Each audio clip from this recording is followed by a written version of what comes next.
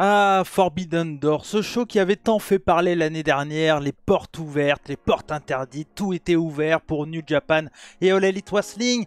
C'était un moment où il y a un an de ça, j'étais très hypé, que ce soit par le produit de All Elite Wrestling ou celui de New Japan, donc c'était un show que j'attendais énormément. Cette année, c'était pas la même chose, pour être honnête avec vous, et c'est tout de suite que je commence cette review, cette analyse de Forbidden Door 2. Et bien tout simplement pour vous dire que oui, je ne suis plus un fan de All Elite Wrestling pour plein de raisons que j'ai déjà expliquées, entre autres lors du dernier mercredi. Mais donc voilà, en tout cas, bienvenue chez Cody, et comme vous l'avez compris, analyse de Forbidden Door 2, c'est parti, on y va. Et comme je viens de le dire, du coup voilà, je suis plus un fan de All Elite Wrestling, mais je suis pas non plus quelqu'un qu'on pourrait dire d'un anti All Elite, ça serait complètement bête de ma part déjà d'être anti quelque chose, c'est complètement con, il faut l'avouer, et en plus de ça, ben ça ferait pas beaucoup de sens parce que c'est un produit que j'ai vraiment beaucoup soutenu et il y a plein de choses qui faisaient que j'adorais ce produit. Actuellement, en 2023, All Elite Wrestling qui pour moi a perdu un peu de son charme, qui était pour moi le charme, c'était le côté indépendant avec des grands moyens. Là, on est plus sur un WWE avec toujours voilà, une qualité in-ring exceptionnelle, mais voilà, il y a moins ce côté-là qui me faisait apprécier le produit. Ça n'empêche que quand je regarde All Elite, pour les pay-per-view en tout cas, bon, c'est pas trop mal. Voilà, en général, c'est pas trop mal, hormis le dernier pay-per-view que je n'ai pas vu. J'en ai pas loupé une, malgré que ça fait au moins plus d'un an que j'ai pas regardé un Dynamite au complet. Mais bon, voilà, c'est comme ça. La vie fait que on a moins le temps aussi de regarder des trucs et j'ai choisi plus le côté japonais et français.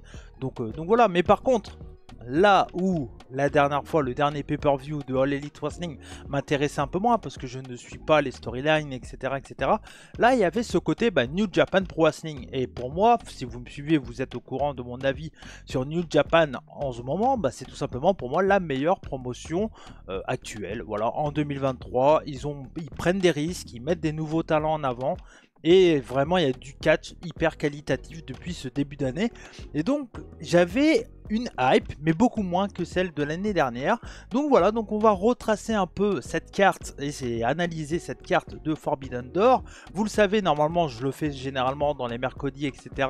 Comme vous l'avez vu hier, il n'y avait pas de mercredi, il y avait le show de Aurora Pro Wrestling, la Kamocon 2023, qui était disponible et diffusé à la place du mercredi parce que voilà, j'étais pas, je suis pas disponible. Ça arrive, c'est comme ça, c'est la vie. Donc, vous avez quand même une review. Et si vous aimez ce format review, un peu différent des mercredis, faites-moi savoir. Faites-le moi savoir. Voilà, c'est pas très français, mais vous m'avez compris. Tout simplement pourquoi? Parce que si je vois que ce genre de review plaît, voilà, un format un peu plus court, etc. Peut-être que dans le mercredi, j'arrêterai de faire des reviews. En tout cas, hormis, allez, béni, ça reste béni. Mais sinon, sur le mercredi, si ça vous plaît vraiment ce genre de format, n'hésitez pas à me le dire dans les commentaires, likez, partagez, vous connaissez. On va commencer donc avec 7-0 Hour. Alors pour information, j'ai vu tout le show, sauf les matchs féminins. Alors je vais m'expliquer au moment venu, voilà, mais on va en parler là pour le titre, enfin pour le tournoi Owen Hart féminin. Oui, je n'ai pas regardé les matchs féminins, ça m'intéressait pas. J'ai pas envie de faire semblant et d'essayer de me forcer de regarder.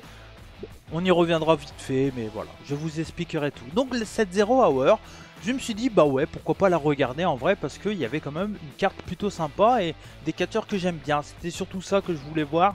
Comme il n'y a pas vraiment d'histoire entre eux dans ce show, voilà, on est quand même assez loin d'un show comme, je sais pas, Révolution ou All In, All Out, etc. Donc voilà, c'est plus un show one shot, ils le refont une deuxième année, c'est vraiment All Elite contre New Japan, donc il n'y a pas vraiment besoin de suivre les storylines, quoi, voilà, c'est assez simple. Donc il y avait ce côté japonais qui m'intéressait, et c'est pour ça que je me suis dit, allez, regardons un peu qu'est-ce qui s'est passé dans le Zero Hour.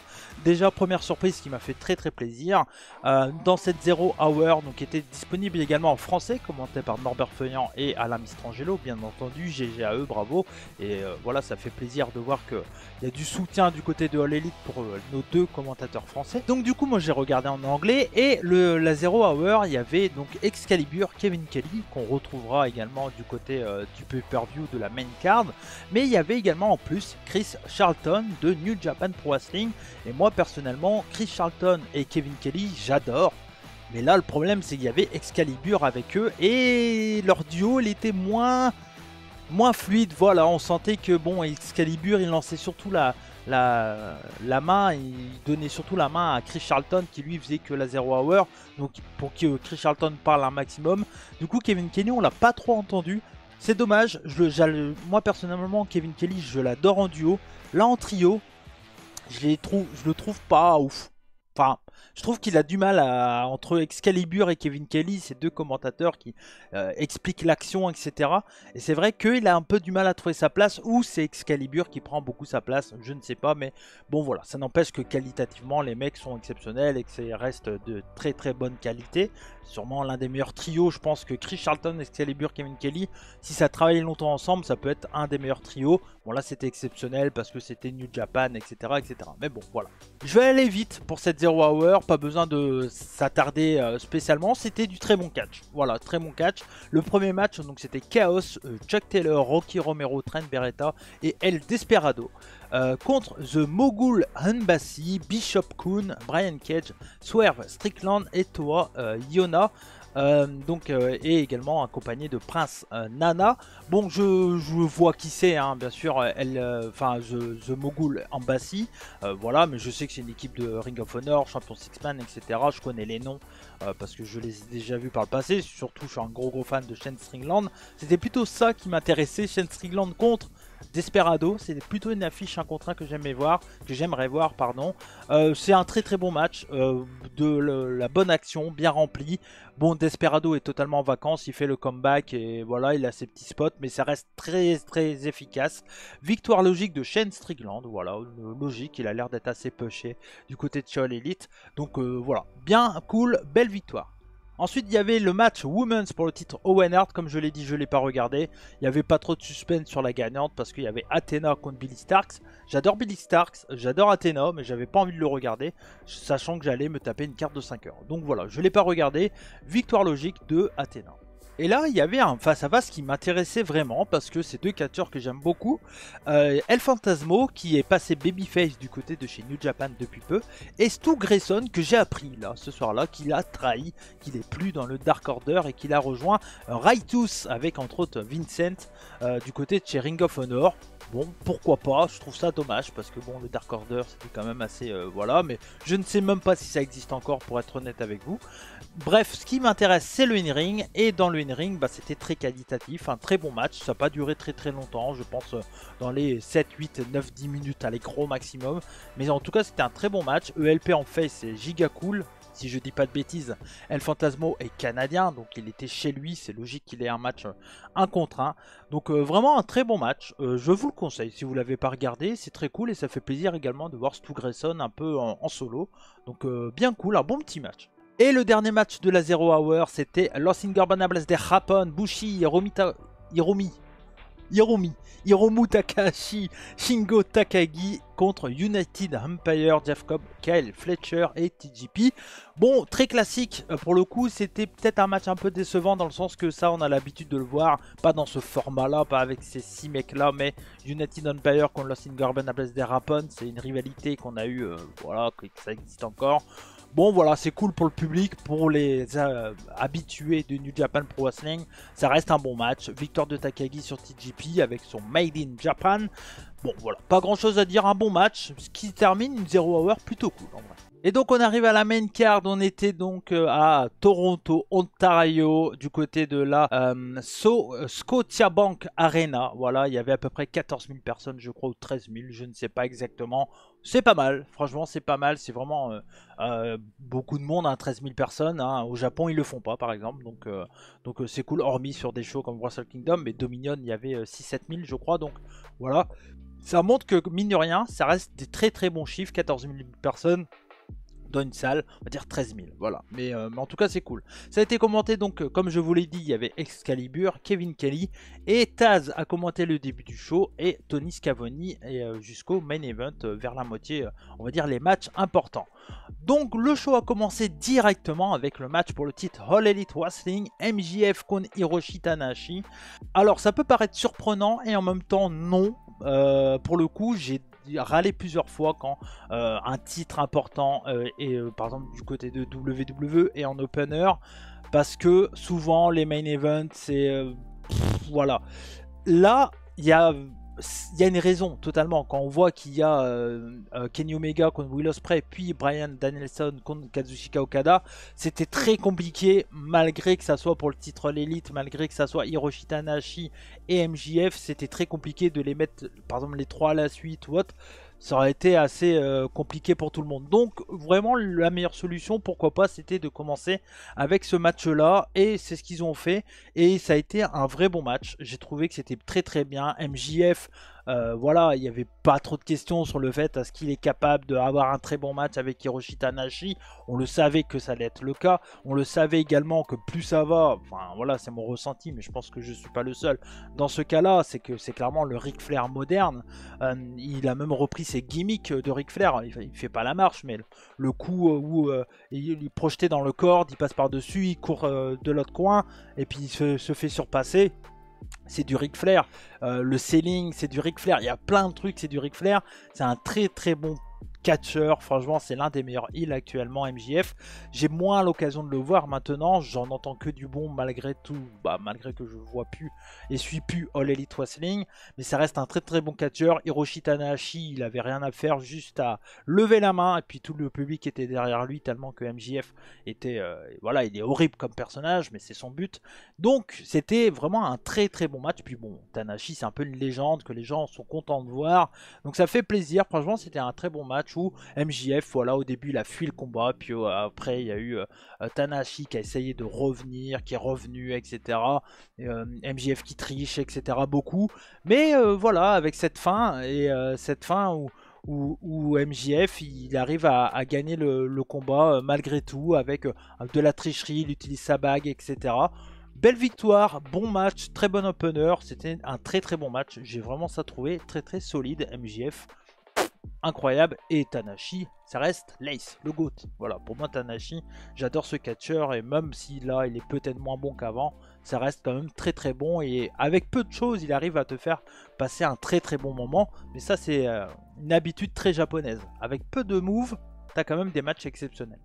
Et je vais enchaîner avec un match où là j'ai été un peu surpris parce que c'était CM Punk contre Satoshi Kojima pour le titre, enfin pour le tournoi, pardon, Owen Hart Foundation 2023, donc le tournoi des hommes. Et là je me suis dit, bon, affiche un peu particulière, bon voilà, parce que clairement quand tu regardes le tournoi Owen Hart, tu vois que CM Punk gagner et clairement tu as l'impression que s'il est dans ce tournoi, c'est pour lui donner quelque chose, voilà. Hormis ça, voilà. Passer le manque de suspense, c'est vraiment pas un mauvais match, rien d'exceptionnel mais très classique, où je trouve que CM Punk il a quand même voilà, donné de son corps pour mettre over Satoshi Kojima. Satoshi Kojima qui reste un vétéran des rings, voilà, il a été ancien champion Triple Crown, champion New Japan, enfin IWGP, donc... Et champion Noah, aussi, ouais, c'est vrai que c'est quelqu'un qui a gagné les 3 ceintures dans les 3 grandes promotions japonaises. Donc ça reste voilà, un très très grand nom du Puro qui est encore très très bon. Moi j'en parle beaucoup du côté de All Japan ces derniers temps. Et voilà, ça a été vraiment un match loin d'être ridicule, très classique, très scolaire, mais vraiment bien, où CM Punk est vraiment dans le côté twinner, parce qu'il y a des fans qui l'adorent et des fans qui le détestent, et il en joue parfaitement, j'adore ses mimiques avec le public et tout, c'est vraiment bien, je suis curieux s'il y a d'autres matchs comme ça de CM Punk, c'est pas incroyable, mais tu passes pas un mauvais temps en vrai, non c'est cool, et victoire logique hein, bien sûr de CM Punk avec son Go to Sleep. Et voilà, un match que j'attendais beaucoup, parce que, mine de rien, les canons qu'il y avait dans ce combat, c'est assez particulier, hein, faut le dire. Enfin, pas particulier, mais c'est 4 gros noms, quand même, du catch, et 4 catcheurs très très bons. C'est plutôt ça que je voulais dire. Donc, c'était le match pour le titre AEW International Title, donc le titre de Orange Cassidy. Mais on n'avait pas qu'un seul champion, parce qu'on avait Katsuyori Shibata qui est l'actuel Ring of Honor Pure, on avait Zack Sabre Jr. qui est l'actuel New Japan TV champion, et également donc Daniel Garcia. Je sais pas pourquoi, d'où il fait ça, mais j'ai vu ça, je fais pourquoi il fait ça. Lui que j'aimais bien, son côté sérieux et tout, bon il est dans la Jericho Association Society sûrement, si ça existe encore, je sais même pas, je crois que oui, mais particulier. Particulier. Voilà, Daniel Garcia n'a pas trop besoin de ça, selon moi. Mais bon, le match en lui-même, c'est un très très bon 4-way match. voilà, très très bien rythmé, beaucoup de très très bons spots. Les échanges entre Shibata et Zack Sabre Jr., bah ça fait plaisir, voilà, c'est cool. Où les deux portent en soumission leur adversaire et puis en même temps on profite pour se mettre des grosses torgnoles et tout, c'est excellent. C'est tout ce qu'on veut voir. Shibata ne vieillit pas malgré tout ce qu'il a eu, malgré voilà, son repos, etc. Il est toujours aussi incroyable dans un ring. Encore une fois avec des choses simples mais tellement efficaces que ça passe tellement bien. Zack Sabre est un monstre. Ils ont teasé un Zack Sabre Shibata. J'ai envie de le voir. Pourquoi pas un match pour Wrestle Kingdom. Ça pourrait être une très très belle affiche à Wrestle Kingdom pour le titre TV de Zack Sabre Jr. Moi j'aimerais beaucoup. Je vois bien Zack Sabre garder jusqu'à Wrestle Kingdom. Donc pourquoi pas envoyer Shibata contre Zack Sabre à Wrestle Kingdom. Ça pourrait être très très cool. En tout cas moi je l'achète. Et c'était un très bon match. Victoire de Cassidy. Un peu chelou, alors c'est une victoire plus de heal on va dire dans l'idée parce qu'il profite d'un piqué de Shibata pour le virer et puis après faire le tomber sur Daniel Garcia. Bon, c'est une victoire loustique. Orange Cassidy est un loustique. C'est pas trop gênant. Voilà, c'est pas trop gênant. Bon, j'aurais préféré une victoire clean. Mais en même temps, on essaye de protéger un peu tout le monde. C'était compliqué de faire perdre Shibata ou faire perdre Zack Sabre. C'est logique que c'est Daniel Garcia qui prend le pin. Bon, voilà. Bon match, très bon match pour ce match pour le titre All Elite International. Et j'enchaîne parce que ça prend beaucoup de temps. Bah oui, j'ai beaucoup de choses à dire, mine de rien. Et puis, bah, il y a quand même une grosse carte. Donc voilà, on va enchaîner avec le match pour le titre IWGP World Heavyweight. Donc Sanada qui faisait face à Jack Perry. Sanada qui est accompagné de Dookie et Jack Perry qui est accompagné de Hook. Bon, ce match-là, sur le papier, tu dis, ouais, bon, c'est un match pour le titre IWGP, c'est moins, ça fait moins fantasmé que ce qu'il y avait eu l'année dernière avec ce Fatal 4-Way, avec Adam Cole, Jay White, Okada et je ne sais plus qui, j'ai oublié. Mais en tout cas, voilà, si, l'année dernière c'était un peu plus, voilà, c'était un peu plus sympa dans l'idée. Bref, mais là tu dis, bon, le match, il y a tellement une carte de fou. Je pense que Jack Perry c'était le bon adversaire parce que bah, c'est un très bon mid-carder et que du coup bah, vu que le match sera en mid-card ça passe bien. Il n'y avait aucun suspense sur le gagnant du match, on savait que Sanada allait conserver, voilà, aucune surprise, mais c'était un bon match, rien d'exceptionnel, un vrai match de mid-card vraiment dans l'idée, mais c'est un bon match. Moi j'ai bien aimé que les clins d'œil de Sanada à son maître, hein, tout simplement, au GOAT, hein, Keiji Muto bien entendu, donc ça c'était bien cool. Après voilà, Jack Perry a fait le taf, il a fait un bon match, des bons moves. On va dire que le plus intéressant pour les fans de All Elite, c'est plus qu'est-ce qui se passe après le combat que pendant le combat. Voilà, il n'y avait aucune surprise sur la victoire de Sanada. Donc voilà, victoire de Sanada logique avec un moonsault à la Keiji Muto. Donc ça c'est bien cool. Mais un vrai bon match qui totalement voilà, à sa place sur la carte. Un match de mid-card en mid-card. Bon, c'était bien, une belle défense, un bon match. Et le plus important, donc c'est Jack Perry qui à la fin qui turn sur Hook. Alors que j'entendais tout le monde dire que Hook allait turn sur Jack Perry. Là ils ont fait un twist un peu couillu, je trouve. Et ben on entend tellement de trucs un peu pas cool sur Jack Perry. Ça peut être un très bon heal, donc dans l'idée autant en jouer. Et ils ont raison, je trouve qu'ils ont raison. Ça va être intéressant à suivre. Voilà, faudra suivre, hein, ce qui sera sûrement pas mon cas, mais ça sera intéressant en tout cas. Et j'enchaîne avec un match que j'attendais beaucoup parce que bah, j'étais pas trop au courant de l'histoire, mais bon, ça fait toujours ça donne toujours envie. J'adore les matchs à 6-man, 8-man, 10-man, enfin les matchs à plusieurs, j'aime beaucoup. Moi je suis quelqu'un qui adore les matchs voilà, où il y a plusieurs équipes, enfin 2 équipes de plusieurs personnes. Ça j'aime bien, voilà, c'est un truc qui le catch japonais m'a fait habituer à avoir ce genre de combat. Et donc c'était The Elite, Adam Page, Matt Jackson et Nick Jackson, accompagnés de Eddie Kingston et Tomohiro Ishii. Et face à eux, il y avait le Blackpool Combat Club, Claudio Castagnoli, John Moxley, Wheeler Yuta, Konosuke Takeshita et Shota Umino. Donc ça c'est cool. Alors sur Cage Match, il n'y a pas marqué que Shota Umino et Konosuke Takeshita font partie du BCC, mais j'ai l'impression que c'est le cas. Voilà, peut-être que je me trompe et vous me le direz dans les commentaires bien entendu. L'entrée de Elite c'est toujours cool. Moi je les vois plus, donc ça me fait tellement plaisir de les voir. Ça m'a prouvé encore une fois que voilà, les Young Bucks c'est une très bonne équipe, mais que Adam Page est terriblement bon. Voilà, il est très très bon. Tout ce qu'il fait dans ce combat est très très bon. Et puis bah voilà, d'avoir Ishii, Kingston dans la même équipe, c'est bien cool. J'aime vraiment bien l'idée d'avoir mis Kingston et Ishii en plus, parce que bah voilà, il y a une histoire entre Ishii, Moxley. Il y a eu des bonnes confrontations du côté du G1 Climax, si je dis pas de bêtises. Et puis bah Kingston et Moxley, on se souvient tous de qu'est-ce qui s'était passé, qu'ils étaient potes, etc., avant le début du Blackpool et avant que Kingston arrête entre guillemets All Elite Wrestling. Là, c'était son match retour. Et le BCC, bah, c'est vraiment trop la classe. Voilà. Et Takashita en heel. Konosuke Takashita, pour moi, c'est le méga babyface de DDT. Je l'ai toujours vu babyface. Il a peut-être été heel chez DDT, mais moi, je l'ai jamais vu en tout cas. Quand j'ai commencé à suivre DDT, il était babyface. Et là, de le voir heel, c'est très cool. Et de le voir accompagné de Shota Umino, c'est quand même, tu te dis, bon, là, t'as deux pépites du catch japonais qui sont dans ce truc-là. C'est quand même assez, voilà, bon, Takeshita est un peu plus âgé, mais je crois qu'il a 27-28 ans maintenant. Mais voilà, Umino, c'est un bébé, quoi. Il a 24-25 ans peut-être, voilà, il est un peu plus jeune, quoi.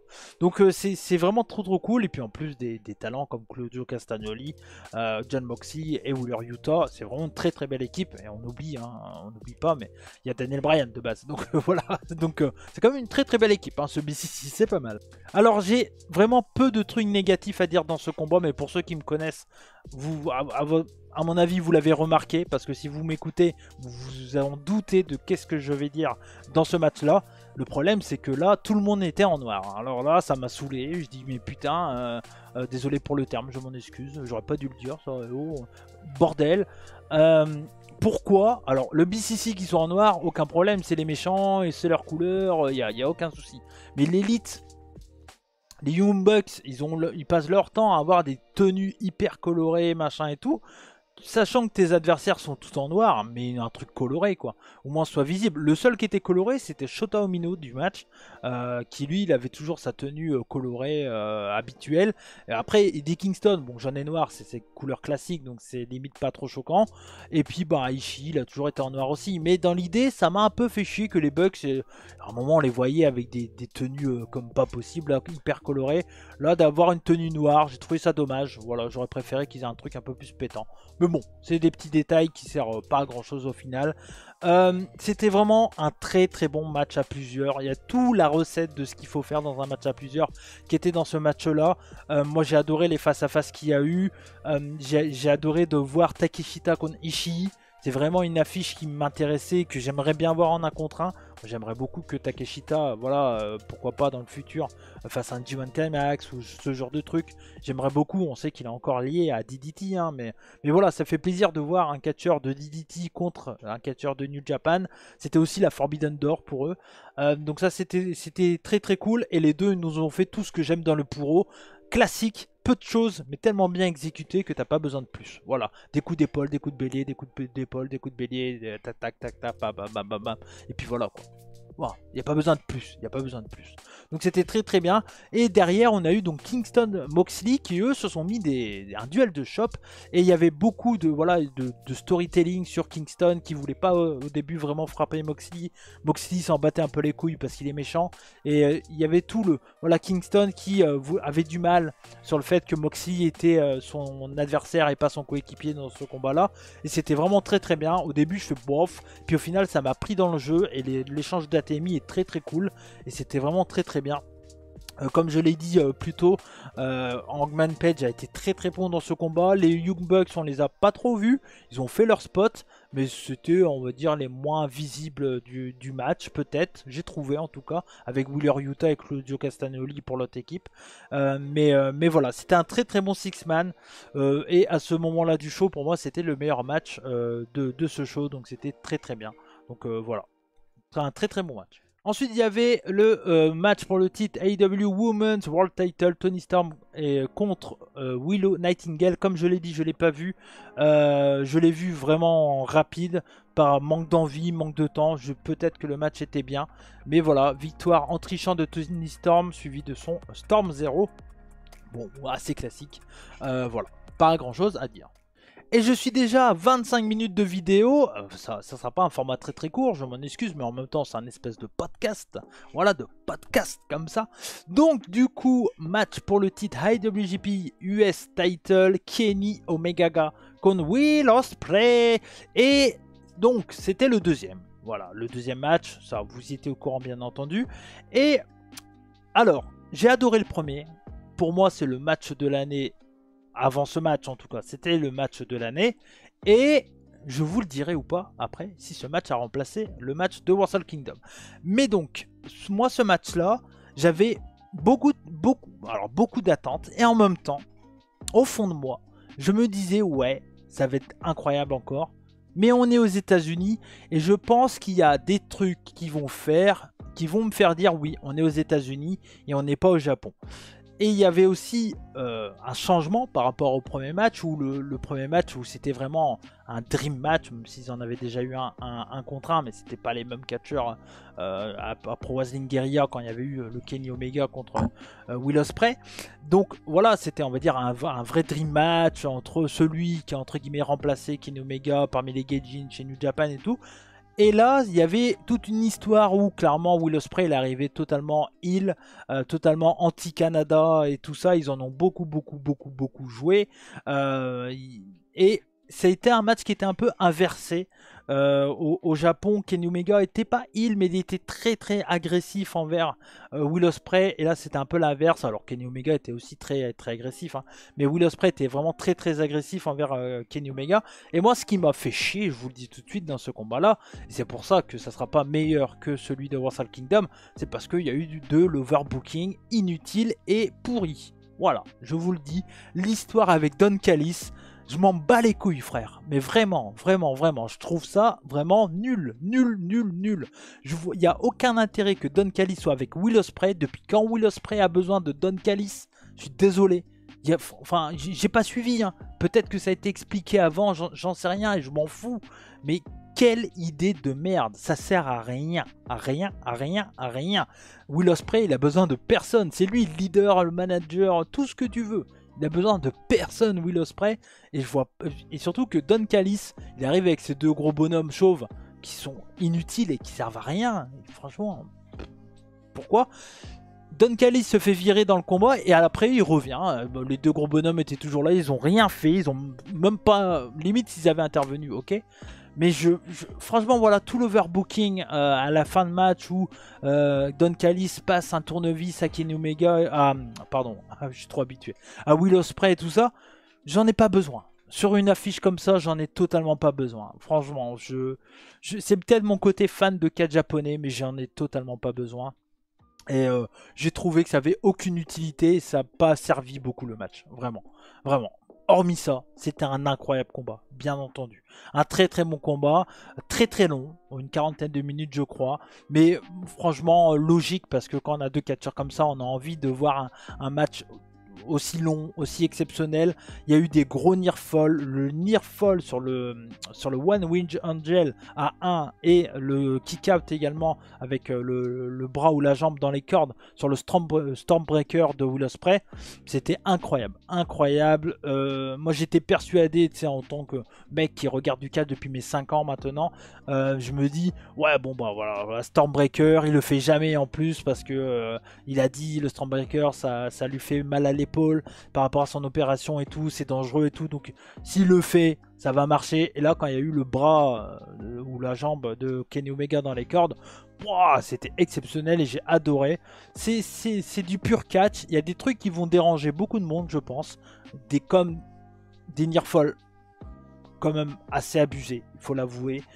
Des near fall assez abusés, mais c'est leur style et en même temps c'est Kenny Omega et Will Ospreay, donc ils sont un peu imbattables les deux. Mais c'est vrai que là c'était assez abusé. À la fin j'ai pas noté les trucs, mais les moves, mais je crois qu'il y a genre le Tiger Driver ou je sais plus comment il faut l'appeler sur la tête là, une espèce de pile driver un peu modifié là. Et bon, le near fall, voilà, le kick out à 1 sur le One Winged Angel.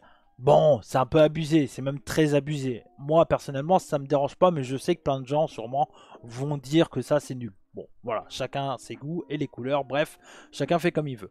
Après, j'ai adoré Ospreay avec son côté totalement heal. Ça faisait bizarre un peu de le voir comme ça, on n'est plus habitué à le voir aussi heal. Ça a toujours été un très bon heal. Hein. Moi j'en ai des bons souvenirs chez Progress Wrestling pour l'équipe XS. Je crois que c'était ça le nom de l'équipe avec Paul Robinson. Voilà, j'ai toujours des très bons souvenirs de Will Ospreay heal. Là, on l'a vu vraiment heal à mort, en s'essuyant avec comment dire, le drapeau du Canada, etc. En faisant des fucks à tout le monde, en léchant le sang de Kenny Omega qu'il avait sur son bras, après le regard caméra exceptionnel. Bon voilà, c'était un incroyable combat. Kenny Omega est un putain de catcheur, mais ça on le savait, en plus qui rentre avec Devil Sky, donc moi ça me fait plaisir. Voilà, en tant que fan New Japan, de l'entendre cette musique, c'est trop cool. Bon, c'était un incroyable combat. Est-ce que c'est mieux que celui de Kingdom? Je vous l'ai dit plus tôt, pour moi non.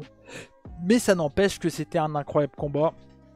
Sûrement, j'ai plus de notes, donc pour moi ça sera dans les matchs marquants de cette année sans aucun doute. Mais il y a certains petits trucs qui me font comprendre et voilà, et tout simplement me dire bon bah oui, le produit américain, bah, j'aime un peu moins ça. Et là ils ont fait de l'overbooking à l'américaine qui pour moi il n'y en avait pas besoin. Voilà. Mais bon, ça m'empêche pas de dire que c'était un incroyable combat et que j'ai adoré ce combat. Voilà. Mais mon petit cœur de fan japonais me fait dire que ce premier match était mieux. Sans aucun doute, il y aura le dernier, je pense, pourquoi pas du côté de Wembley, à All-In. Ça ferait du sens, pourquoi pas en main event avec une stipulation 2 out 3 falls ou un truc un peu, voilà, un peu hot. Ça pourrait être vraiment cool. Donc à voir en tout cas, mais il y aura une suite et ça va être très intéressant. Et si ça s'arrête là, je vois, ça serait très bizarre. Donc non, ça va pas s'arrêter là, il y aura un dernier match, c'est sûr, entre Will Ospreay et Kenny Omega, mais c'était un incroyable combat. Comme on s'en doutait, comme on le voulait, on a eu ce qu'on a voulu, tout simplement. Ensuite, on avait un 6-man tag team match entre Minoru Suzuki, la Jericho Appreciation Society, Chris Jericho et Sammy Guevara. Bah voilà, j'avais ma question pour savoir si ça existait encore. Bah ça existe encore.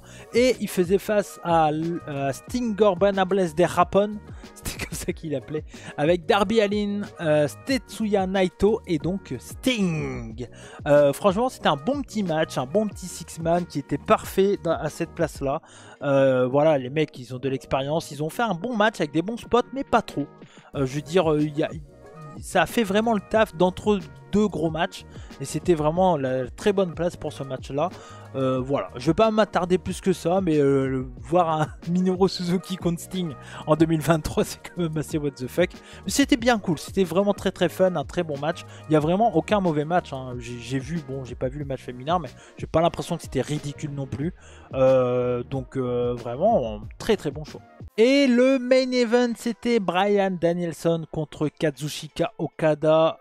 Et la première surprise, c'était que Bryan Danielson est rentré avec Final Countdown de Europe, comme il faisait du côté de Ring of Honor, entre autres, dans le catch indépendant.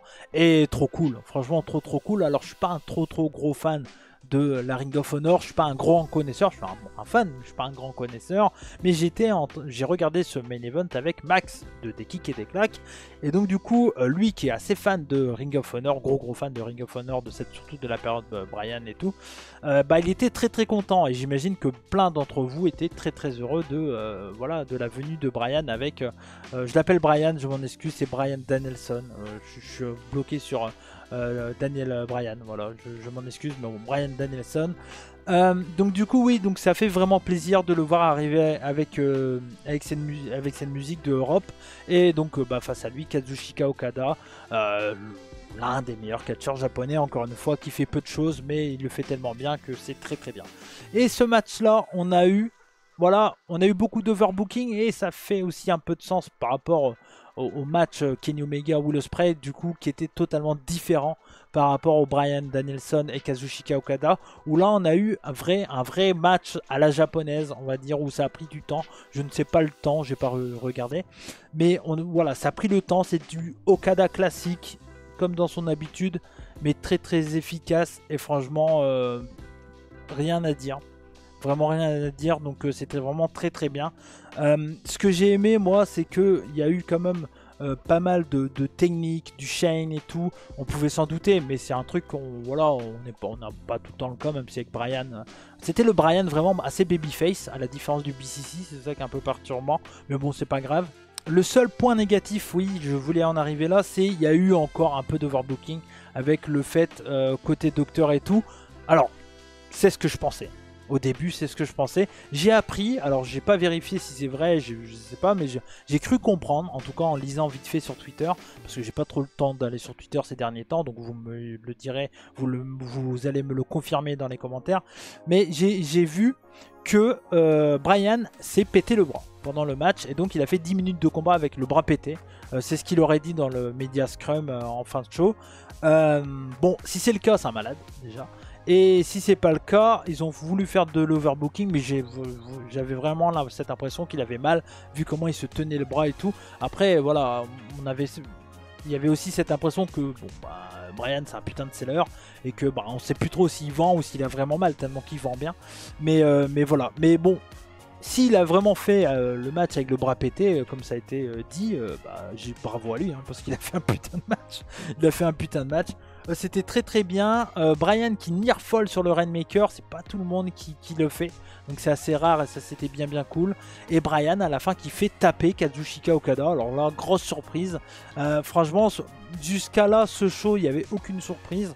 Et cette victoire de Bryan sur Okada, avec surtout victoire de Bryan avec Okada. Allez, bon, c'est pas déconnant. Mais en tapant, en faisant abandonner Okada, ça c'est une surprise. Ça c'est vraiment une surprise.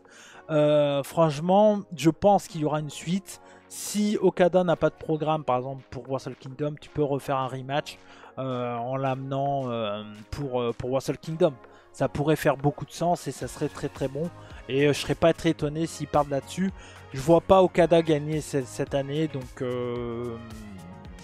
voilà, ça pourrait, pourquoi pas avoir Bryan Okada du côté de chez Wrestle Kingdom. Je pense que ça pourrait être à nouveau un match exceptionnel. C'était un très bon match. Dans un style différent, beaucoup plus catch, beaucoup plus à l'ancienne, on travaille le bras et tout. Vous le savez, moi j'adore ça, donc j'ai adoré ce combat. Un très bon match. Franchement, le show était très bon du début à la fin, quoi. C'était vraiment... j'ai rien à dire sur la qualité de ce show, vraiment. Et sur ce match, hein, voilà.